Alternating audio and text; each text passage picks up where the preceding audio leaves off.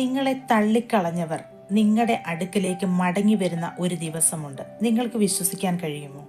ദൈവം മടക്കി കൊണ്ടുവരിക തന്നെ ചെയ്യും. നിങ്ങൾ പ്രതീക്ഷിക്കുന്ന സമയത്ത് ഒരുപക്ഷെ കാണില്ല. ദൈവത്തിൻ്റെ സമയത്ത് അവരെ നിങ്ങളുടെ അടുക്കലേക്ക് ദൈവം കൊണ്ടുവരും. ഉത്തമ ഉദാഹരണം യോസഫിനെ തൻ്റെ സഹോദരന്മാർ പകച്ചു. നമുക്കറിയാം ചരിത്രമൊക്കെയും. പൊട്ടക്കിണറ്റിലേക്ക് ഒരു നിമിഷം വലിച്ചെറിഞ്ഞു. എന്നാൽ യോസഫിൻ്റെ സഹോദരന്മാർ കരുതി അവിടം കൊണ്ട് അസ്തമിച്ചു, ഇനി ഒരിക്കലും യോസഫ് തിരികെ മടങ്ങി വരികയില്ല. എന്നാൽ മറിച്ചായിരുന്നു സംഭവിച്ചത്. യോസഫിൻ്റെ അടുക്കലേക്ക് ദൈവം ഇവരെ കൊണ്ടെത്തിച്ചു.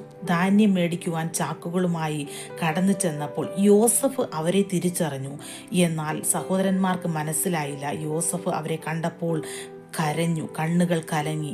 ദൈവമക്കളെ, നിങ്ങളെ ഒരുപക്ഷെ ആട്ടിപ്പായിച്ച് എൻ്റെ അടുക്കൽ വരരുത് എന്ന് പറഞ്ഞ് നിങ്ങളെ മുറിവേൽപ്പിച്ച്, നിങ്ങളെ അവഗണിച്ച്, നിങ്ങളെ ദൂരേക്ക് വലിച്ചെറിഞ്ഞ നിങ്ങളുടെ കൂടെ ഉള്ള നിങ്ങളുടെ ഒരുപക്ഷെ ഫ്രണ്ട്സ് ആയിരിക്കാം, ആരുമായിക്കൊള്ളട്ടെ, ഒരു ദിവസം നിങ്ങളുടെ അടുക്കിലേക്ക് മടങ്ങി വരുന്ന ദിവസം ഉണ്ട്. നിങ്ങളത് വിശ്വസിക്കുക. നിശ്ചയമായിട്ടും നിങ്ങളുടെ വേദനകൾ അറിയുന്ന, നിങ്ങളെ നന്നായി അറിയുന്ന ഒരു ദൈവത്തെ ആണ് ഞാനും നിങ്ങൾ സേവിക്കുന്നത് എന്ന് മറന്നു പോകരുത്.